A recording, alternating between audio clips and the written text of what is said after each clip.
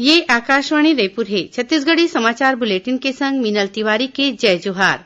पहली सुनाओ आज के मुख्य समाचार। छत्तीसगढ़ में आज कोरोना वायरस ले संक्रमित 6 झीन अउ मरीज स्वस्थ हो गए। एला मिलाके अब तक 23 झीन मरीज ठीक होके घर लौट गए। कोरोना वायरस के संक्रमण ले बांचे बर छत्तीसगढ़ में तालाबंदी लागू रही। 21 अप्रैल तक कोरोना वायरस संक्रमण के समीक्षा के बाद फैसला ले जाही। और प्रदेश में मुख्यमंत्री सुपोषण अभियान के हितग्राही मन ला 21 दिन के सूखा राशन, चाउर, दाल और आने पुष्टि जिनिस के पैकेट अब 3 मई तक दे जाही। अब समाचार विस्तार ले। छत्तीसगढ़ में आज कोरोना वायरस ले संक्रमित 6 झीन अउ मरीज स्वस्थ हो गए। एला मिलाके अब तक 23 झीन मरीज ठीक होके घर लौट गए हैं। बाचे 10 झीन मरीज के इलाज एम्स रायपुर में चलत है। प्रदेश में अब तक कोरोना वायरस ले संक्रमित 33 झीन मरीज के पुष्टि हुई है। स्वास्थ्य विभाग के अधिकारी मन ह बताइन कि प्रदेश में कोरोना वायरस के 5122 संभावित मनखे मन ला चीन के नमूना के जांच करे गे हे। एमा ले 4878 जन के जांच निगेटिव आए हे। उही 211 नमूना के जांच होवत है। यही बीच कोरोना वायरस के संक्रमण ला फैले ले रोके खातिर तालाबंदी के कड़ाई ले पालन करे के निर्देश दे गे हे। संगे संग विदेश और आने राज्य ले छत्तीसगढ़ में आए लोगन समेत संक्रमित मन के तीर में आए लोगन ला अलग थलग उखर घर में राखे गे हे, जिखर संख्या 71,000 ले ज्यादा है। उखर निगरानी करे जात है। कोरोना वायरस के संक्रमण ले बांचे बर छत्तीसगढ़ में तालाबंदी लागू रही। 21 अप्रैल तक कोरोना वायरस संक्रमण के समीक्षा के बाद फैसला ले जाही। मुख्यमंत्री भूपेश बघेल ह जनता के नाव अपन संदेश में ये बात कहिन। श्री बघेल कहिन कि प्रदेश के जौन जिला में कोरोना वायरस संक्रमण काबू में रही उहाँ गाइडलाइन के मुताबिक छूट दे जाही। एकर बर ये जरूरी है कि हम अपन अपन जिला में तालाबंदी के कड़ाई ले पालन करन।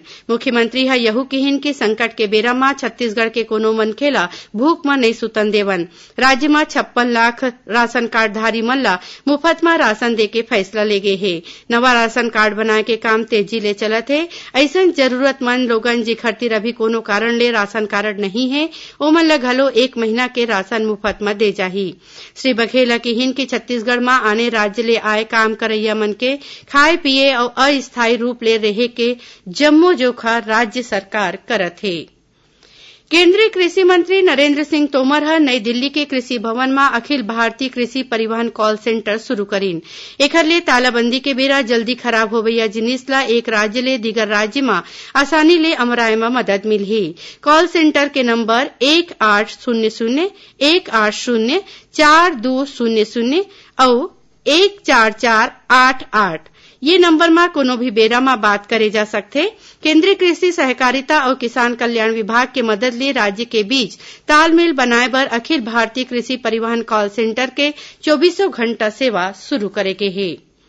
कोरोना वायरस के रोकथाम और तालाबंदी के बेरा जरूरतमंद लोगन मन के परेशानी ला दुरिहा करे बर राजधानी रायपुर समेत प्रदेश के जम्मो जिला में कतकोन काम करे जाथे। रायपुर जिला में कलेक्टर हा आज संझा 5 बजे ले 19 अप्रैल के संझा 5 बजे तक पर एकदम जरूरी जिनिस ला छोड़ के बाकी सब में रोक लगाए के आदेश दे हैं। ये बेरा में किराना, फल और सब्जी के दुकान घलो बंद रही। वहीं रायपुर जिला प्रशासन कोती ले तालाबंदी के बेरा में भोजन पैकेट जरूरतमंद मनखे और परिवार तक अमराए बर वार्डवार मैपिंग करत है। आपातकालीन खान पान सेवा बर जारी करेगे जुन्ना जम्मो मंजूरी निरस्त करके नवा पास जारी करे जाही।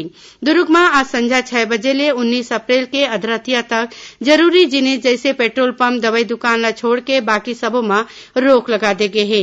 राजनांदगांव जिला में आंगनबाड़ी कार्यकर्ता और मितानिन मन कोती ले लोगन ला जागरूक करे के संगे संग नान्हे लइका मन के टीकाकरण करे जाथे। ओती सरगुजा जिला के नवागढ़ में पुलिस कोरोना वायरस के संक्रमण के दवाई ला लेके अफवाह फैलाए के मामला में एक झीन आरोपी ला गिरफ्तार करे है। छत्तीसगढ़ी समाचार बुलेटिन आप मन आकाशवाणी रायपुर ले सुना था। आगू बढ़े ले पहली आवा सुनन कोरोना ले बचाव बर ये जानकारी। देश भर में नोवेल कोरोना वायरस के बाढ़त संख्या ल देखत केंद्रीय स्वास्थ्य मंत्रालय ह सब्बो मन ला कुछ विशेष सलाह दे हे। मंत्रालय ह लोगन मन ला सामाजिक दूरिया बनाए रखे के संगे संग साफ सफाई राखे बर और भीड़ भाड़ ले बाँचे के उपाय करे बर केहे हे। केंद्र सरकार ह केहे हे कि जरूरी सामान के आपूर्ति करे जावत हे और लोगन मन ला चिंता करे के कोनो जरूरत नहीं है। मंत्रालय डहार ले यहू सलाह दे गे हे कि घरेलू सामान और डॉक्टरी सामान के खरीदी ओतकेच करे जाए जतका जरूरी हावय। जरूरी सामान ला खरीदे बर एक दो घाव बाहिर जाना ठीक है। संगे संग लोगन मन ले हाथ मिलाए घलो बाँचना चाहिए। बाजार, दवई दुकान और अस्पताल मन म लोगन कम से कम 1 मीटर की दूरिया बनाए रखाएं। लोगन मन ला अपन आँखी, कान, नाक और मुंह ल छुए ले बचना चाहिए और थोरिक देर में 20 सेकंड तक साबुन ले हाथ ला धोवत रहना चाहिए। अतका उपाय करे ले कोरोना ले बचे जा सकत है। अब आगू बढ़न बाचे समाचार कोती। प्रदेश में मुख्यमंत्री सुपोषण अभियान के हितग्राही मन ला 21 दिन के सूखा राशन, चाउर, दार और आने पुष्टि जिनिस के पैकेट अब 3 मई तक दे जाही। महिला और बाल विकास विभाग ये संबंध में जम्मू जिला कलेक्टर मन ला निर्देश जारी कर दे है। ये अभियान में तालाबंदी के बेरा में करीबन 3,15,000 हितग्राही मन ला हर एक दिन 100 ग्राम चाउर, 25 ग्राम दार और चना, गुड़, मूंगफली, अंडा, सोयाबरी जैसन जिनिस सूखा राशन घर घर अमराय जाही। छत्तीसगढ़ के चिकित्सा शिक्षा संचालक डॉक्टर एसएल आदिले हकीन है कि कोरोना वायरस के जांच की प्रक्रिया बहुत कठिन है। जगह जगह कोरोना वायरस के टेस्टिंग लैब के स्थापना के मांग के संबंध में कहिन कि लोगन मन ये सोचते कि कोरोना वायरस के जांच आने पैथोलॉजी जांच असन सामान्य लैब में करे जा सकत है। डॉक्टर आदिले हकीन कि कोरोना वायरस वायरोलॉजी लैब स्थापना के नियम कड़ा है।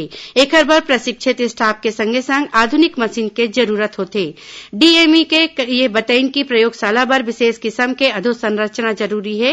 पूरा काम जीवाणु विषाणु रहित सुरक्षित कमरा में कुशल डॉक्टर और टेक्नीशियन मन कोती ले करे जाथे।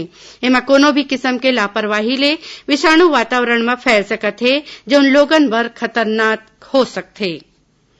कोरोना वायरस के संक्रमण ले बचाव बर प्रयास आवासीय विद्यालय में प्रवेश खातिर प्रवेश परीक्षा के अर्जी में संशोधन करे गे हे। एकर मुताबिक प्रयास आवासीय विद्यालय में प्रवेश परीक्षा बछर 2020-21 बर विद्यार्थी मन कोती ले अर्जी जमा करे के आखिरी तारीख 15 मई और प्रवेश परीक्षा के आखिरी तारीख 24 मई तय करे गे हे। पहली आवेदन जमा करे के तारीख 25 अप्रैल और प्रवेश परीक्षा के तारीख 26 अप्रैल रहीस। आकाशवाणी रायपुर के प्रादेशिक समाचार एकांश कोतिले कोरोना महामारी ले निपटे खातिर होवत प्रयास में एक विशेष कार्यक्रम प्रस्तुत करत है। कोरोना से जंग जनता के संग नाव के ये विशेष कार्यक्रम के 5वां कड़ी काली बिहिनिया 10:30 बजे ले प्रसारित करे जाही। इला छत्तीसगढ़ स्थित आकाशवाणी के जम्मू केंद्र बिहिनिया 10:30 बजे एक संग्रह रिले करही। मुंगेली जिला के लोरमी सामुदायिक स्वास्थ्य केंद्र ला मरीज मन के बने इलाज देखभाल और बने स्वास्थ्य सेवा खातिर जाने माने राष्ट्रीय गुणवत्ता आश्वासन मानक पुरस्कार बर चुने गए हैं। केंद्रीय स्वास्थ्य मंत्रालय के संयुक्त सचिव विकास सिन्हा छत्तीसगढ़ के स्वास्थ्य सचिव निहारिका बारिक सिंह ला चिट्ठी लिख के एकर जानकारी दीन। मुख्यमंत्री भूपेश बघेल और स्वास्थ्य मंत्री टीएस सिंहदेव एकर बर अस्पताल के जम्मू अधिकारी कर्मचारी मन ला बधाई दीन है। राजधानी रायपुर के आने क्षेत्र में पीलिया के 22 और मरीज मिले हैं। जिला अस्पताल अभी तक 116 मरीज भर्ती हुए हैं, जेमा 33 दिन ला ठीक होए के बाद अस्पताल ले छुट्टी दे दे गए है। अधिकारी मन बताइन कि स्वास्थ्य विभाग के टीम कोती ले शिविर में 267 मरीज मन के जांच करेगिस, जेमा 22 दिन पीलिया के मरीज मिलीन। अधिकारी मन यहू बताइन कि शहर में 6 जगह में 7 ठिन शिविर लगाए गए हैं, जिहां लोगन के जांच होवत है। कांकेर जिला के परतापुर थाना क्षेत्र के मुसरघाट में सीमा सुरक्षा बल और जिला पुलिस बल के टीम 5 किलो के एक ठिन कुकर बम बरामद करे हैं। 5 बम निरोधक दस्ता के मदद ले ये बम ला निष्क्रिय कर देगी। आखिर में मुख्य समाचार एक गांव फिर। छत्तीसगढ़ में आज कोरोना वायरस ले संक्रमित 6 झिन मरीज स्वस्थ हो गए। इला मिला के अब तक 23 झिन मरीज ठीक होके घर लौट गए। कोरोना वायरस के संक्रमण ले बांचे बर छत्तीसगढ़ में तालाबंदी लागू रही। 21 अप्रैल तक कोरोना वायरस संक्रमण के समीक्षा के बाद फैसला ले जाही। और प्रदेश व मुख्यमंत्री सुपोषण अभियान के हितग्राही मन ला 21 दिन के सूखा राशन, चाउर, दार और आने पुष्टि जिनिस के पैकेट अब 3 मई तक दे जाही। एकरे संग छत्तीसगढ़ी समाचार बुलेटिन इहे सिरावत है। जय जोहार।